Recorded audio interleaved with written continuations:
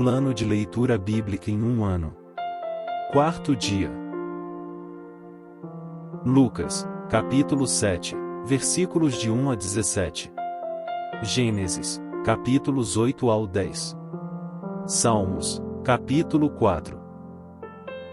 Lucas, capítulo 7. Tendo terminado de dizer tudo isso ao povo, Jesus entrou em Cafarnaum. Ali estava doente, quase à morte, o servo de um centurião, a quem seu senhor estimava muito. Ele ouviu falar de Jesus e enviou-lhe alguns líderes religiosos dos judeus, pedindo-lhe que fosse curar o seu servo. Chegando-se a Jesus, suplicaram-lhe com insistência: "Este homem merece que lhe faças isso, porque ama a nossa nação e construiu a nossa sinagoga." Jesus foi com eles. Já estava perto da casa quando o centurião mandou amigos dizerem a Jesus: "Senhor, não te incomodes, pois não mereço receber-te debaixo do meu teto. Por isso, nem me considerei digno de ir ao teu encontro. Mas dize uma palavra, e o meu servo será curado. Pois eu também sou homem sujeito à autoridade, e com soldados sob o meu comando. Digo a um: vá, e ele vai, e a outro: venha, e ele vem. Digo a meu servo: faça isto, e ele faz." Ao ouvir isso, Jesus admirou-se dele e, voltando-se para a multidão que o seguia, disse: "Eu lhes digo que nem em Israel encontrei tamanha fé."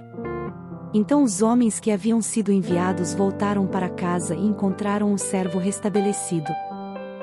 Logo depois, Jesus foi a uma cidade chamada Naim, e com ele iam os seus discípulos e uma grande multidão. Ao se aproximar da porta da cidade, estava saindo o enterro do filho único de uma viúva, e uma grande multidão da cidade estava com ela. Ao vê-la, o Senhor se compadeceu dela e disse: "Não chore." Depois, aproximou-se e tocou no caixão, e os que o carregavam pararam. Jesus disse: "Jovem, eu lhe digo, levante-se." Ele se levantou, sentou-se e começou a conversar, e Jesus o entregou à sua mãe. Todos ficaram cheios de temor e louvavam a Deus. "Um grande profeta se levantou entre nós", diziam eles. Deus interveio em favor do seu povo.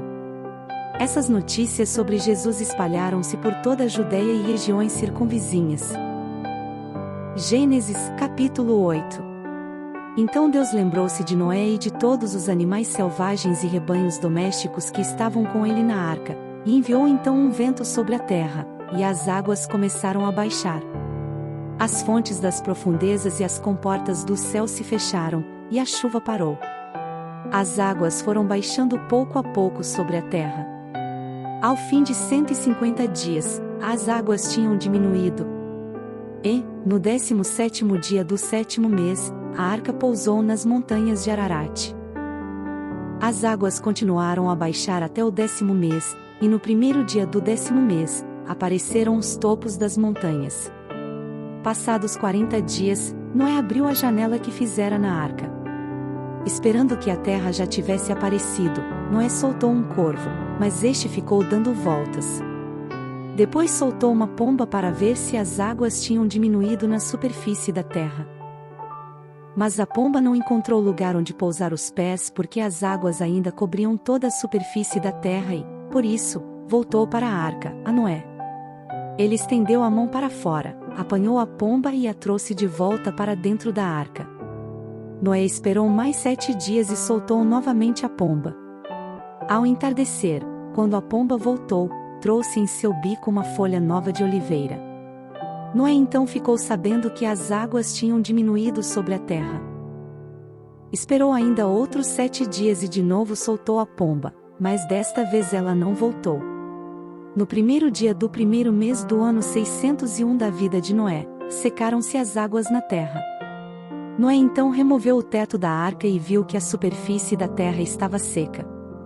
No 27º dia do segundo mês, a terra estava completamente seca. Então Deus disse a Noé: "Saia da arca, você e sua mulher, seus filhos e as mulheres deles. Faça que saiam também todos os animais que estão com você, as aves, os animais grandes e os animais pequenos que se movem rente ao chão. Faça-os sair para que se espalhem pela terra, sejam férteis e se multipliquem. Então Noé saiu da arca com sua mulher e seus filhos e as mulheres deles.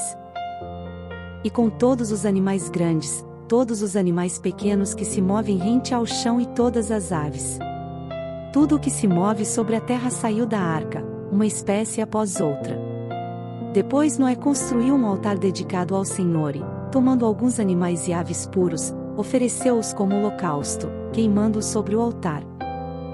O Senhor sentiu o aroma agradável e disse a si mesmo: Nunca mais amaldiçoarei a terra por causa do homem, pois o seu coração é inteiramente inclinado para o mal desde a infância. E nunca mais destruirei todos os seres vivos como fiz desta vez. Enquanto durar a terra, plantio e colheita, frio e calor, verão e inverno, dia e noite jamais cessarão. Gênesis, capítulo 9. Deus abençoou Noé e seus filhos, dizendo-lhes: Sejam férteis, multipliquem-se e encham a terra. Todos os animais da terra tremerão de medo diante de vocês, os animais selvagens, as aves do céu, as criaturas que se movem rente ao chão e os peixes do mar, eles estão entregues em suas mãos. Tudo o que vive e se move lhes servirá de alimento. Assim como lhes dei os vegetais, agora lhes dou todas as coisas. Mas não comam carne com sangue, que é vida. A todo que derramar sangue, tanto homem como animal, pedirei contas, a cada um pedirei contas da vida do seu próximo. Quem derramar sangue do homem, pelo homem seu sangue será derramado, porque a imagem de Deus foi o homem criado. Mas vocês, sejam férteis e multipliquem-se, espalhem-se pela terra e proliferem nela.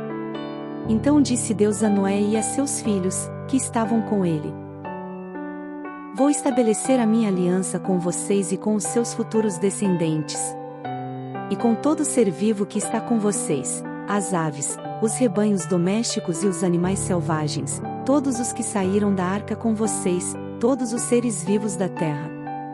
Estabeleço uma aliança com vocês: nunca mais será ceifada nenhuma forma de vida pelas águas de um dilúvio, nunca mais haverá dilúvio para destruir a terra.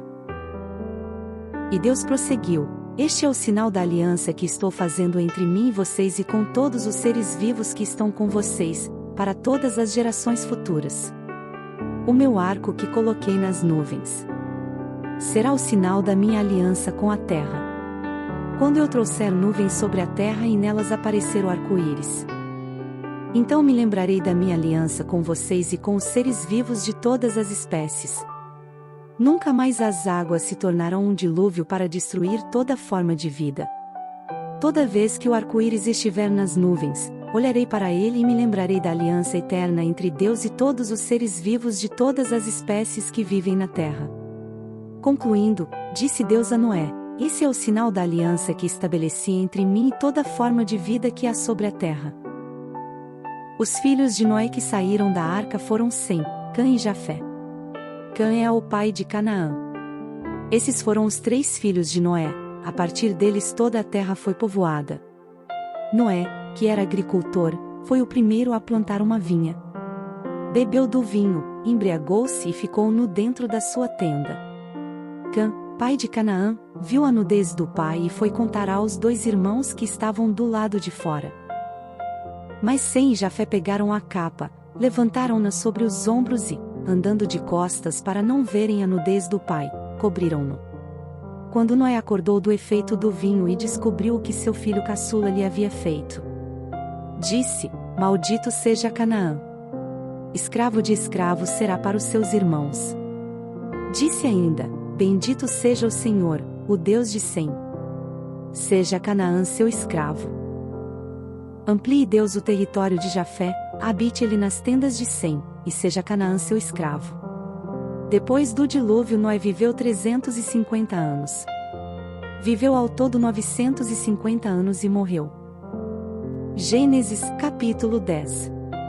Este é o registro da descendência de Sem, Cã e Jafé, filhos de Noé. Os filhos deles nasceram depois do dilúvio. Estes foram os filhos de Jafé: Gomer, Magog, Madai, Javã, Tubal, Meseque e Tirás. Estes foram os filhos de Gomer, Askenaz, Rifate e Togarma. Estes foram os filhos de Javã: Elisá, Tarsis, Quitim e Rodanim. Deles procedem os povos marítimos, os quais se separaram em seu território, conforme a sua língua, cada um segundo os clãs de suas nações. Estes foram os filhos de Cã: Cuxi, Misraim, Fute e Canaã.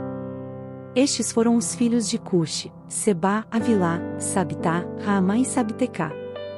Estes foram os filhos de Raamá, Sabá e Dedã. Cuxi gerou também Nimrod, o primeiro homem poderoso na terra. Ele foi o mais valente dos caçadores, e por isso se diz, valente como Nimrod. No início seu reino abrangia Babel, Ereque, Acade e Calné, na terra de Sinear. Dessa terra ele partiu para a Síria, onde fundou Nínive, Reobote e Ir, Calá. E Rezém, que fica entre Nínive e Calá, a grande cidade.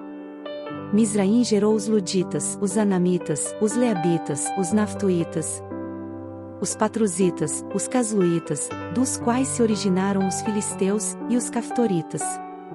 Canaã gerou Sidom, seu filho mais velho, e Et. Como também os Jebuseus, os Amorreus, os Girgazeus, os Eveus, os Arqueus, os Sineus, os Arvadeus, os Zemareus e os Amateus. Posteriormente, os clãs cananeus se espalharam. As fronteiras de Canaã estendiam-se desde Sidom, iam até Gerar, e chegavam a Gaza e, de lá, prosseguiam até Sodoma, Gomorra, Admá e Zebuim, chegando até Laza. São esses os descendentes de Cã, conforme seus clãs e línguas, em seus territórios e nações. Sem, irmão mais velho de Jafé, também gerou filhos. Sem foi o antepassado de todos os filhos de Éber.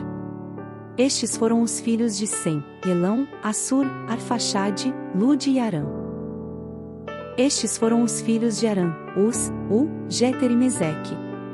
Arfaxade gerou Salá, e este gerou Éber. A Éber nasceram 2 filhos, um deles se chamou Peleg, porque em sua época a terra foi dividida, seu irmão chamou-se Joctã. Joctã gerou Almodá, Salefe, Azarmavé, e Gerá. Adorão, Uzal, Dicla, Obal, Abimael, Sabá, Ofir, Avilá e Jobabe. Todos esses foram filhos de Joctã. A região onde viviam estendia-se de Messa até Cefar, nas colinas ao leste. São esses os descendentes de Sem, conforme seus clãs e línguas, em seus territórios e nações. São esses os clãs dos filhos de Noé, distribuídos em suas nações, conforme a história da sua descendência. A partir deles, os povos se dispersaram pela terra, depois do dilúvio. Salmos, capítulo 4. Responde-me quando clamo, ó Deus que me faz justiça. Dá-me alívio da minha angústia, tem misericórdia de mim e ouve a minha oração. Até quando vocês, ó poderosos, ultrajarão a minha honra? Até quando estarão amando ilusões e buscando mentiras? Saibam que o Senhor escolheu o piedoso, o Senhor ouvirá quando eu o invocar.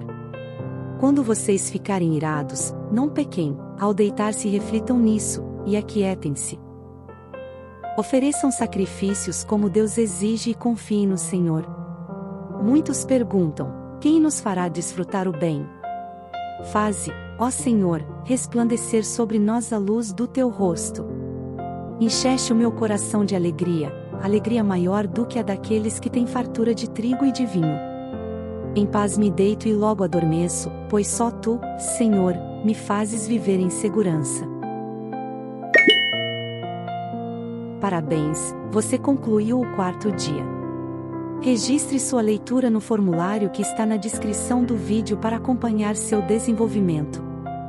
Deus abençoe sua vida.